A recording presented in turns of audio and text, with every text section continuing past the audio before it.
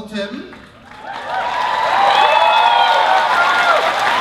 My question for you is, of all the films you've done, which has been your favorite? Of all what? Your films. Oh,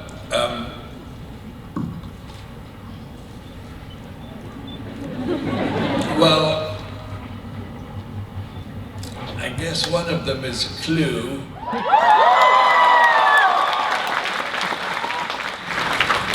I also love Muppet Treasure Island.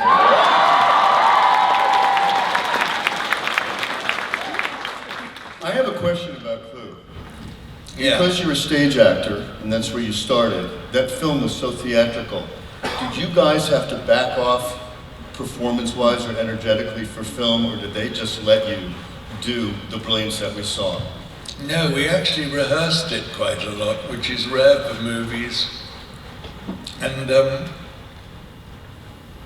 course, you know, my part was about as big as the Bible. It was epic. It was epic. Do you feel though, performance-wise, from the theater to film, that you had to back off somewhat, or was what we saw just a play that was shot? Well, the writer, Jonathan Lynn, I had known for a very long time because we were at high school together. And he was a rather remarkable actor, and he wrote it and directed it. It was utterly brilliant. And he wanted to rehearse because he'd never directed a film before. So how long was rehearsal? About 2 weeks. Wow, that's intense. It was intense. And brilliantly choreographed. I mean, you were mesmerizing and electric, and it was the Bible. Well, I loved the cast. Hilarious, right?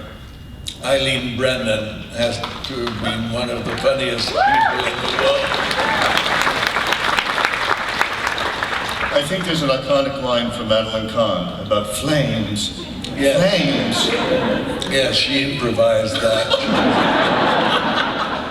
Now, when she improvised it, because sometimes I look at that and I think, did everybody lose it? Yes.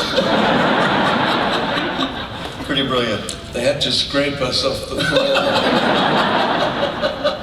And then it was a difficult editing job. It was brilliant. Flames. She was mad. Mad as a march. She was. Yeah. What's the next question? Anyone? Hello, Mr. Tim Curry. My name's David, and I just want to say it is an honor and a privilege to see you here today. I'm a colossal fan of your film, animation, and theater. I was very lucky to see Spamalot. Thank you. In its first week. Anyway, because I'm such a lover of animation and voice work and everything, do you have a favorite animated film or television, or what's your favorite animated job? My favorite animated job was The Wild Thornberrys. Directed by Charlie Adler. I want to add something to that. I was wondering how to describe what it's like to work with Tim. As an actor, it's beyond thrilling. As a director, I can liken it to two things. Not that I've done either. One is drive a Rolls Royce, and two is play a Stradivarius. And that's what it's like directing Tim. And that's what that series was like, and that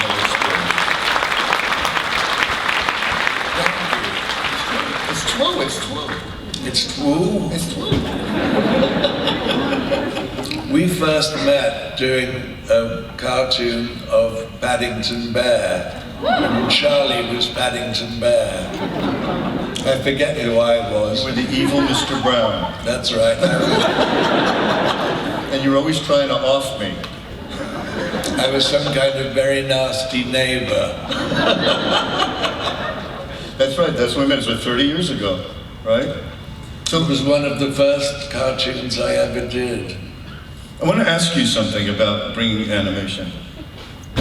You bring so much to it as an actor. Is it as satisfying to you to do animation? I love it. You were made for it. Well, you're made for everything. I mean, what haven't you done? But animation, I always wondered, it always seemed to me that you're having a great time. I've never been a contortionist.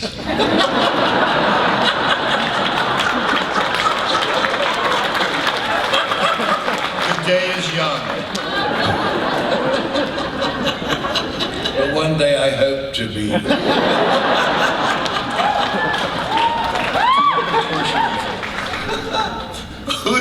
We have another question. How do you follow that? Yeah, hi. Is this working? Sorry. My name is Malcolm. It's nice to see you, Mr. Tim Curry, and thank you for coming to Toronto. And I just want to also say, you are a legend.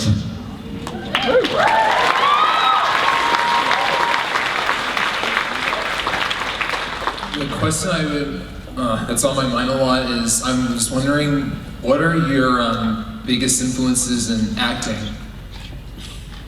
Like, who inspires you most? Alec Guinness.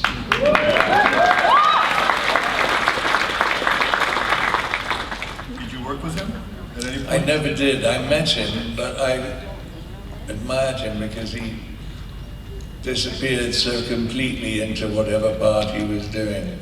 He was astonishing. He used to do a thing where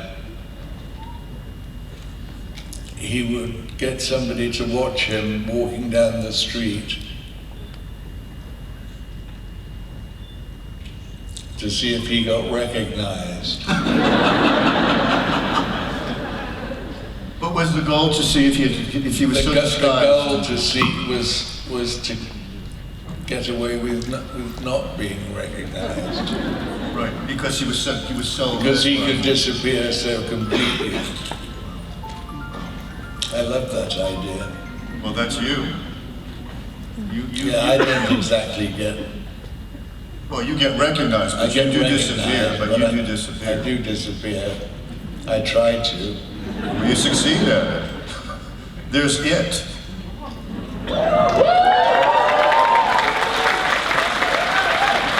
Was anybody more scared of their lives? We worked the next day after I think I saw the first part. He came to work and I said, I want to talk to you. It's true. He terrified me. I didn't recognize him. Terrified me. That performance is about to be challenged. There's only one original, baby.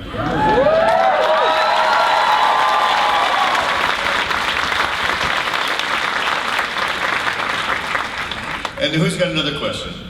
Hey Tim, so before every Halloween showing in Toronto, we always play your number from the movie The Worst Witch, where you say anything can happen on Halloween. Yes. And I was wondering if you had any memories about your experience with that film and I do. doing that performance.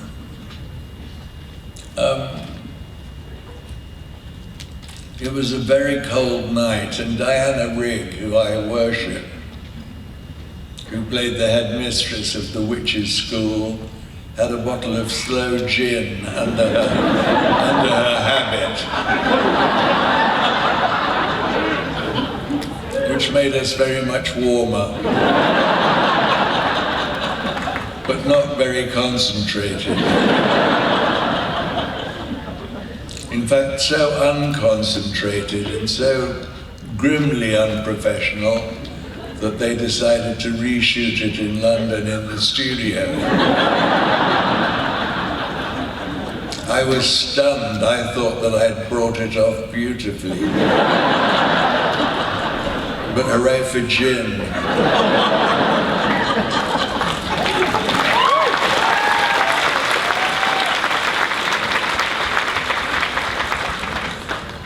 Is there another question?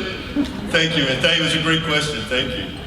Hello, Mr. Tim Curry. It's a pleasure and an honor, and I want to thank you so much from me on behalf of everyone for coming today. I wanted to know if you have any memorable interactions with fans that perhaps come to your mind. If there's any experiences that perhaps you can think of that might stand out from the rest. One or two death threats which were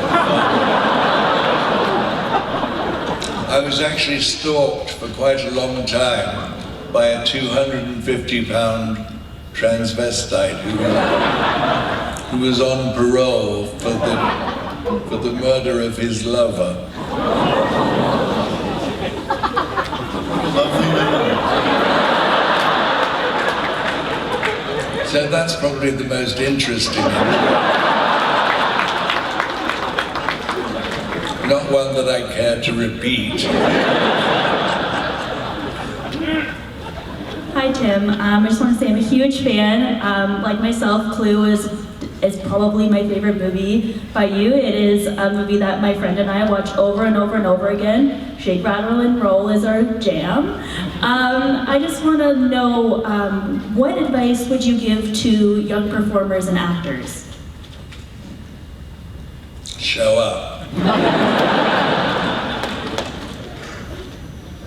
Well, I was taught rather firmly that anything you want to know about a character should be somewhere in the text.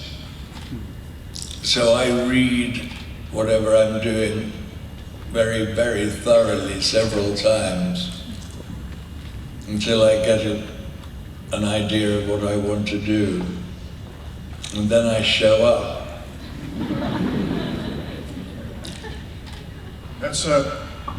It sounds simple and simplistic, but it's not. That's right. Show up and be prepared. Know what you're doing. Yes. Know what you're doing. Yeah. Thanks. Hello, Mr. Tim Curry. Hey. Thank you. It's a pleasure to see you here in Toronto. Thank you for showing up. I think everyone thinks that. The pleasure is mine.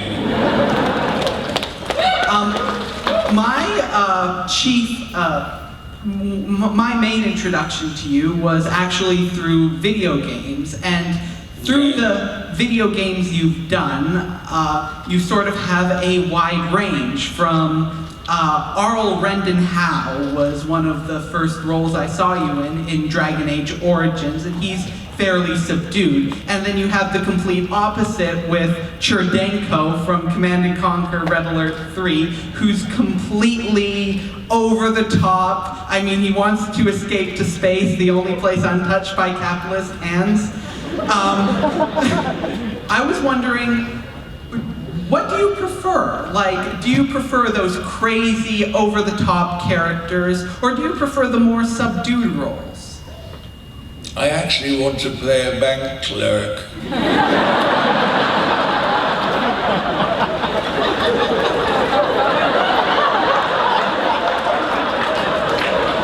But nobody's given me the opportunity.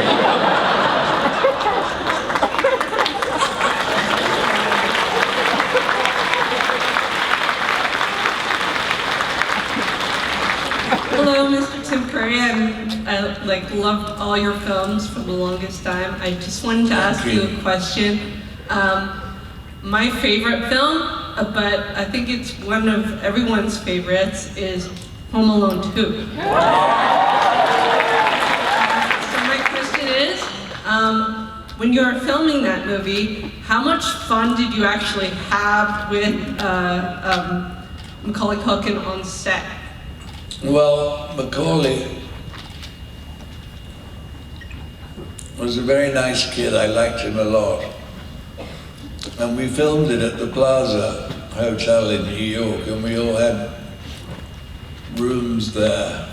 And he watched cartoons all night. So he wasn't always in the best shape. But the way that it was shot, because what he actually did was sort of gabble his lines. And Chris Columbus, who directed it, used to get behind the camera and play the other parts. To coax the performance? To coax the performance, yeah. Wow. Great question. You're extremely good. I actually liked him a lot, Macaulay. I have a lot of sympathy for child actors. most of them don't know what the hell they're doing there. That's true. It's true, and they suffer for it down the road. Yes, they do. There was a point in it, at the beginning of the movie, this little kid called Georgie is sailing his paper boat down a gutter, and it goes down the drain, and Pennywise is in the drain and grabs it. And Georgie puts his hand down the drain, and I grab it. And I suggest that he joins me and say, down here, afloat. And he stopped and said, Tim.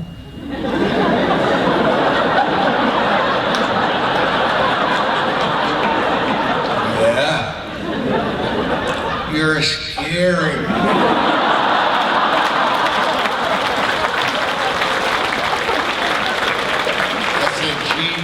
Gee, I'm so sorry, but that's what I'm supposed to be doing. And you're supposed to be scared.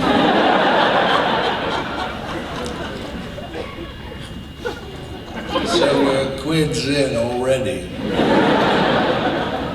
You think this child has been in therapy for years since? I hope so. I think you need it quite a lot. Here's your answer, kiddo. Well, funny you should mention child actors. I just wanted to say, I grew up watching you before I even knew you, and you bring such a uniqueness and such an energy to every single role you do. And as an actor, it's influenced me to put that much energy into everything I do, and I wanted to thank you for inspiring me and countless of other actors out there. That's terrific, thank you. I couldn't be more flattered. You are his Alec Guinness. I wanted to ask, you've done all forms of media, and especially you've been prominent in movies and the theater. And I wanted to ask, in your opinion, what's the biggest transition you have to make between movie and theater, maybe particularly for Rocky Horror, since you had to do both? The play was quite different from the movie. It was it was very dynamic. And it was staged in London in an abandoned cinema, which is really where Frankenfurter lives, rather appropriately. And then it became a huge hit. And Princess Margaret came to see it, and a huge crowd of people were out on the sidewalk waiting for her to come out. And she was a bit scared, I think. And somebody asked her what she thought, and she said, "Oh, frightfully funny. Very, very funny. I truly enjoyed it." Did you have to make huge adjustments in performance from stage to film? Sometimes, depending on the scene, really. It was my first film, so it was all new to me. What was the newness of it? Well, the newness of it was really exactly that. Getting a sense of where the camera is and what size you are on the screen. So did you find you had to modulate a lot differently? Was it? Yeah, I guess so. Yeah, really. Did you? But I sort of deliberately tried to keep it quite hot on an energy level. Because and try to burst through the screen. Who here thinks he burst through the screen? I think he succeeded. Thank you. Hi. Hi. You forget you're in there. Who have you come as? Pardon? Who are you? Who'd you come as? I'm, Rorschach from Watchmen.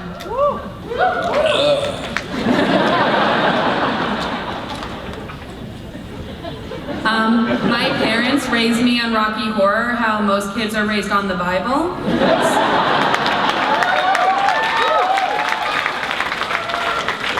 So for as long as I can remember, you've really inspired me, and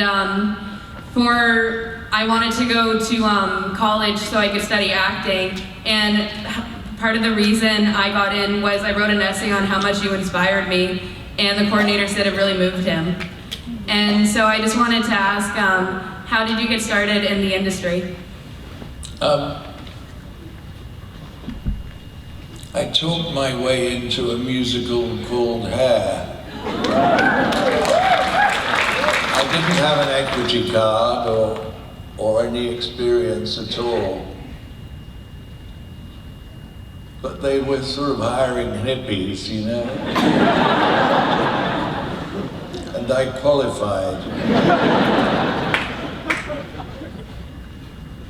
You know, there's a great documentary about this. Did you see it? They have your... Yes. How young. Yes, I know. How old were you? I was 22. Wow. That was a big splash at 22, huh? It was pretty amazing. Yeah. So it was a wonderful show to do. Did you do London and then you toured? I did London, and then I was asked to do Paris because I spoke French. And I wanted to, but they wouldn't let me. Because? Because I was too useful in London. Well, it's a nice compliment. Well, because so many of the kids in the show would just get doped up to the gills and not show up. That somebody had to go on for them, and I was useful in that respect. I played practically every part except for the black girl who sings white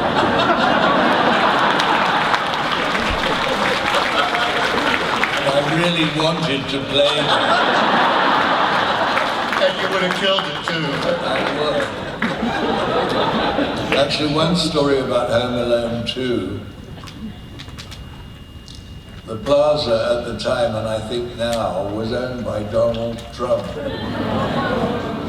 And there had been great scandals about him and a girlfriend called Marla Maples.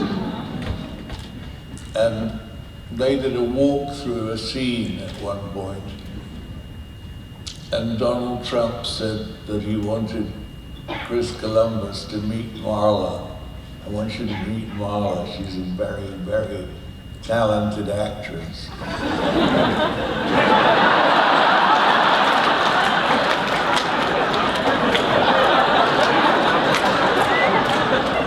And he continued by saying, of course she's a pain in the ass. But then they all are, aren't they? She must have been a great actress because she pretended to love him for a few years.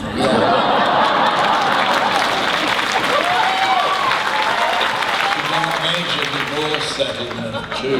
That's acting. Thank you. Who's next? Charlie, Tim, how are you? Swell, thank you. I've been a tremendous fan of your work, Tim. Everything from obviously the mainstream to even the obscure things. I adored your role in Brutal Legend, especially. Thank you. That was fun. I have two questions, actually. The first one, with the new movie coming out, I was actually wondering if you have any thoughts or how you feel about the new actor playing Pennywise. Well, I like Alexander Skarsgård very much. I think he's very clever. It's going to be interesting to see what sort of clown face he puts on, because it's not an obvious clown face at all. I've seen the trailer and you can't really see him at all. So I'm fascinated to see it. But he's very good.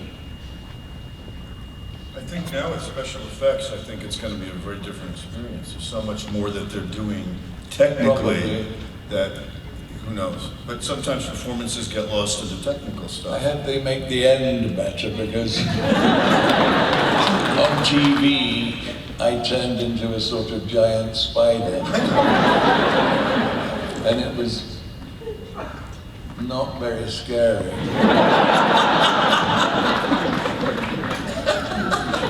Or convincing.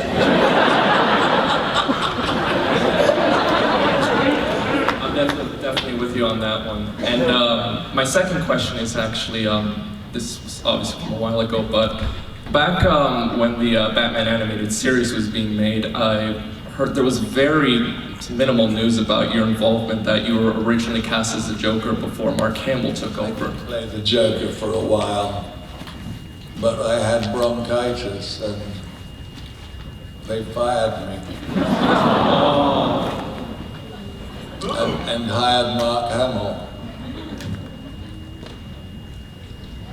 Life. Showbiz. Can you imagine not waiting for him for a little antibiotics?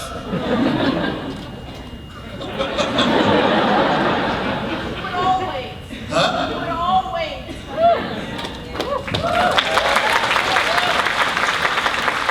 Oh, you guys. Thank you so much, Tim. Thank you. Hello, my name's Michelle.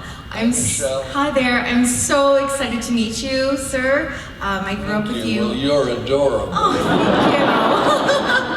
I guess my question more relates to my favorite movie of all time. It's a little ditty from the 80s called Legend. Directed it, and my question more is along the lines of the sitting for the costume and the makeup and everything. I understood that you were in the seat for like 6 hours or something like that, to have the big horns put on. It's a long time ago, I know. I'm still in... Longer. The first time was 10.5 hours. What? That's insane. So and I then guess... they just ripped it off. Oh my goodness. It was all glued to my skin. Oh no. So I guess I'm kind of asking, what was worse, sitting in for that costume, makeup, or Pennywise when you had to sit for that too? Legend, definitely. Absolutely, I agree. Did you enjoy that? Legend, they used to just tear a hole in the top of my head and pour in a bottle of solvent. And then peel it down, and they would do that while I was sitting in a hot bath. So it could have been worse, I guess. Thank you very much. It's wonderful to meet you, sir. Well, you too, ma'am, thank you. Showbiz is very glamorous, isn't it? Hi. I just wanted to say thank you because of your role in Rocky Horror. It's kind of like what connects most of my family. It's like the one thing we all like. So I had two questions. The first one was, what do you think it is about Rocky Horror that makes it still popular now when it was filmed quite a while ago? Because like a lot of people are here for it. Well, like any good movie, I think it has a good story. It's got an exciting narrative. And some pretty accomplished performers, most of whom had never made a film before, and some of whom are here, I think. I hope, because it's about the only time I see them at conventions. Should we see if they're here in the audience? Who's here from Rocky Horror? From the Nell cast? might be here, or Pat. Oh, they're upstairs doing the autographs? Oh, gee. Well, perhaps I'll get to see them and maybe take them out to dinner or something. I'll pass the word on. My second question was, I'm going to see Rocky Horror live in Toronto for the first time in like a few weeks, so what would be your advice for someone going to see it for the first time? Wear a raincoat.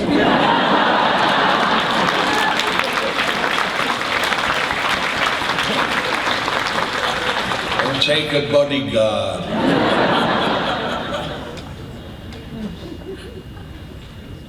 Hiya, Tim. Don't you remember this balloon?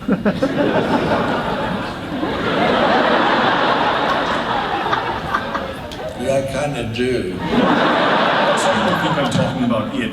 And yes, Pennywise, one of the first things in the film he did was hand a yellow balloon to Georgie. But actually, this balloon is from a 2000 PC game called Sacrifice that the two of you were both cast in.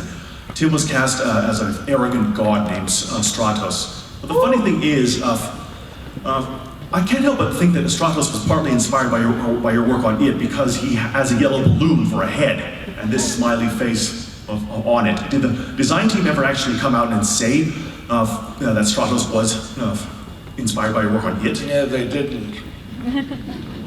Oh, that's too bad. It's just too much of a coincidence. My second question is... I liked being a balloon. My second question is, how well did you get to know the late Jonathan Brandis when you were working with him on the set of It? Not very well, because, there's a very strange thing about working with child actors. You either develop a relationship or you don't. And sometimes you don't want to. And you back right off. Here's your answer. He was really good, though. Thank you, man. Thank you. Hi. Hello. It's awesome to meet you. My name's Lindsay. It's a very big honor. Lindsay? Lindsay, yes. I've always wanted to ask you, it's a bit of an odd question. Your diction and your voice is so unique and so mastered. Is it something that you've cultivated over the years, or is it just something that you were born with? Well, I think diction is terribly important.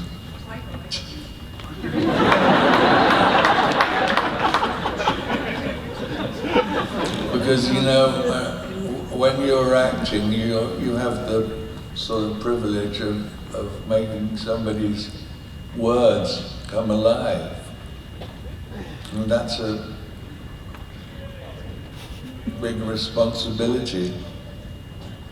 And I love the English language, and I try to make it sound good. Yeah. Tim, do you think the theater taught you that or pushed you forward with that? The theater, very much, yes. Yeah, I think, training. Yeah, I didn't train much, actually. You trained on the job. I just showed up.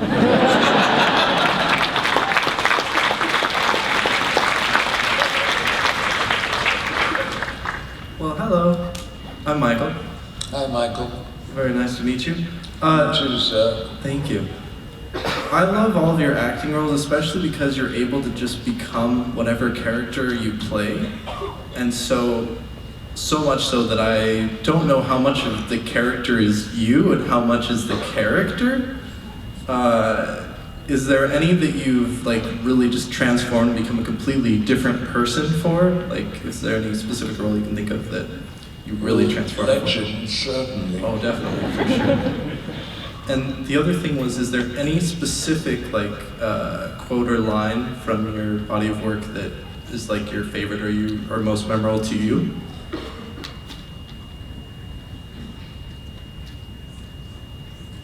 Not really. I don't. I just move on, you know. I don't have memorabilia or anything like that. I just look forward to the next thing because I hope it's going to make me better at it. Thank you. You're welcome.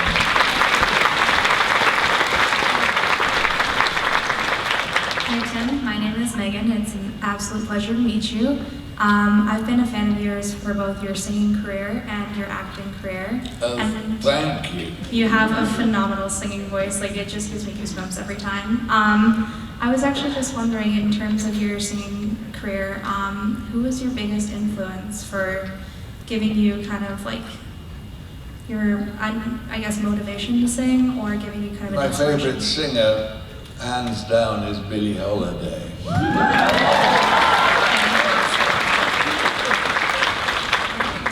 Oh, and incidentally, The Last Gentleman, you know, the memorable line. I think one of my most memorable lines was one I improvised on Muppet Treasure Island, in which, as Long John Silver, I was supposed to have had an affair with Miss Piggy. And I have a confrontation with her on this island. And she made some kind of lewd remark about my saber or my sword. About the length of my sword. And I said, well, you know, Piggy, I've always said, once you've had pork, you never go back.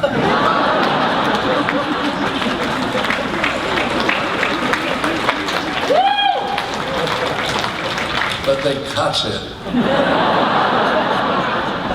which really pissed me off.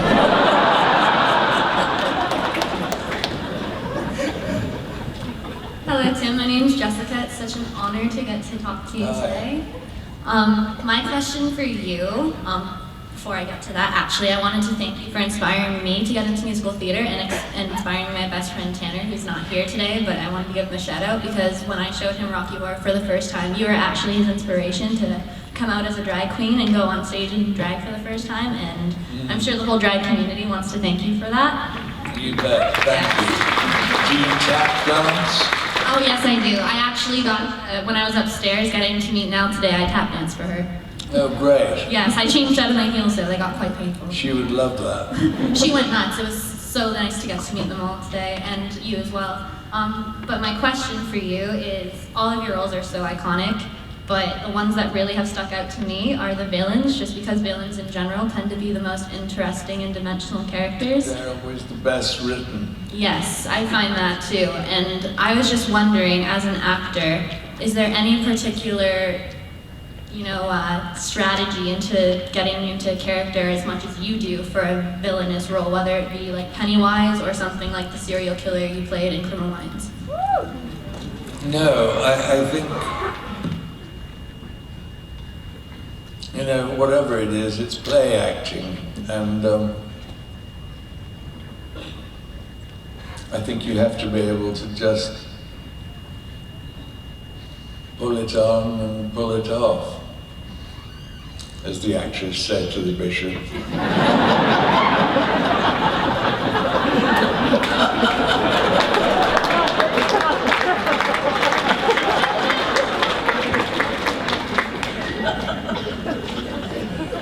You're welcome. Was that useful?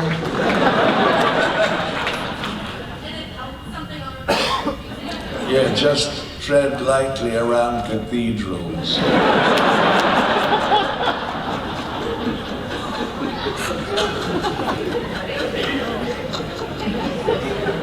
You're very, very welcome. Hi Tim. I've been such a fan of you since my childhood, and I really didn't even know it back then.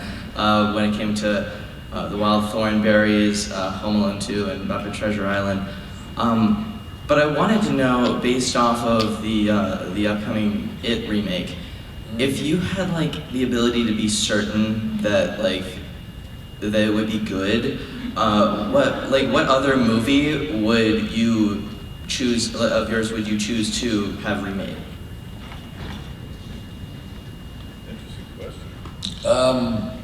Gee. With other people playing it? Yeah, of course. Well, of course, you always hope that you've been definitive in some way. But,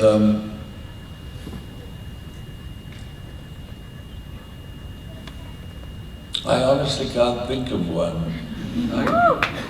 That'd be Sophie's choice. I mean, you were...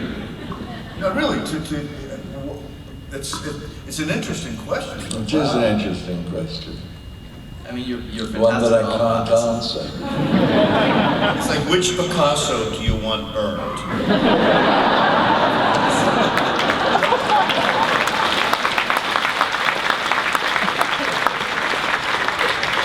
Guys, we have about 10 minutes left, so maybe we get as many questions in quickly. Hi Tim, my name's Taylor. It's great to meet you and to have you here in Toronto. Thank you. Probably my favorite film of yours is a bit of an unusual one, when you played Hexus in Fern Gully. I was wondering if you had any interesting stories or memories about when you did that movie. Well, I was glad to do it because it was really about being eco-friendly. And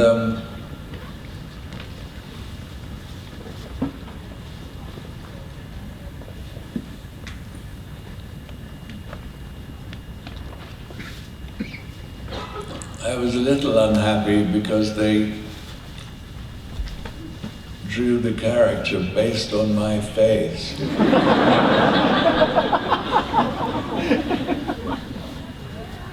And it wasn't at all kind.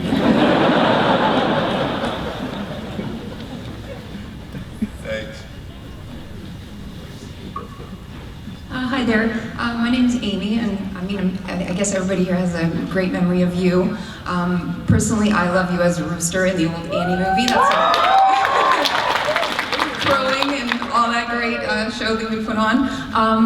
Our question that we always like to ask is there any special mementos that you kept from, It or Annie or all those classic movies, like anything that you stole from set or whatever, that's just like a memory piece for you and all? And why or why not? I enjoyed Annie a lot because it was the best musical film I ever did. And it was directed by John Huston, who was extraordinary. You had Carol Burnett? And Carol Burnett, who I adored, and Bernadette Peters, who was something. I could watch that. You could watch those scenes with I you guys. remember us standing next to each other, posing for a poster for the movie, and the photographer said, "Do you have a best side?"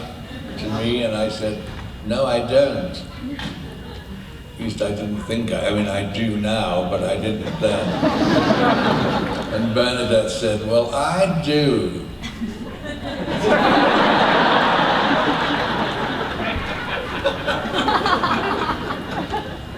Thank you so much, and again, it's such a pleasure to see you. You're I'm sure welcome. everybody's thrilled. Thank you. Thanks. Hi Tim, I'm Kirk from Cleveland. I voted for the other one. Just want to make that clear. Super question. This is kind of a personal, I hope you don't mind. What advice do you give for always looking on the bright side of life? And don't talk about Trump, because we're all coping with that in the States. Life in general and personal pursuits. I do try to look on the bright side of life, because I think it's dull and annoying to look on the dark side of life, and you're no fun to be with. And I think that's a personal responsibility of everyone.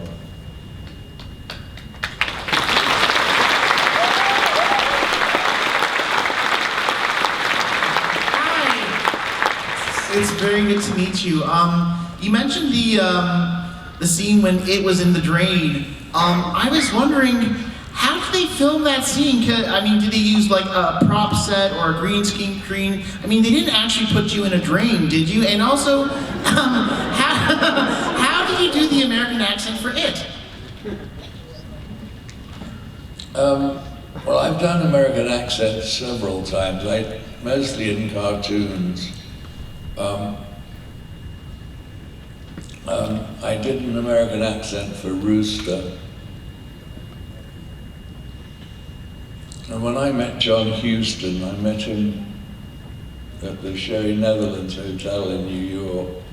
And he said, "So what thoughts have you had about this character?" And I said, "Well, there's a stagehand. I was doing the play Amadeus at the time on Broadway, playing Wolfgang Mozart.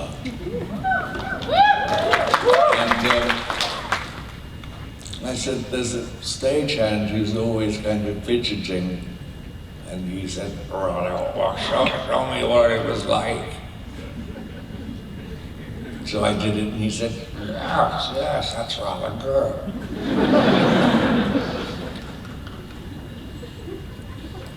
Then towards the end of the movie, Joe Layton, who was the choreographer, and was a great guy, offered me to play Charlie Chaplin in a musical. And I said, actually, I would love to, but I don't think I can, because I'm going to go back to London and join the National Theatre. And he said, "Are you out of your mind?" And he told John, he said, "Jim doesn't want to do the Chaplin musical. He's going to go back to England and join the National Theatre." And John said, "That's interesting. It's exactly what Charlie would have done, given the opportunity."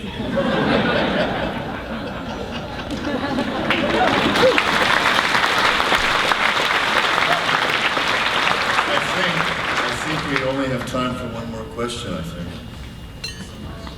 You bet. Well, it's an honor being the last person, I guess, for the day. My name is Jordan, and I know it's been said many times, but we all love you and your work. Thank you, Jordan. Whenever earlier you narrated it to us a little bit, it literally brought me to tears.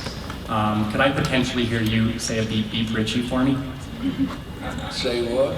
Beep beep Richie. Beep beep Richie.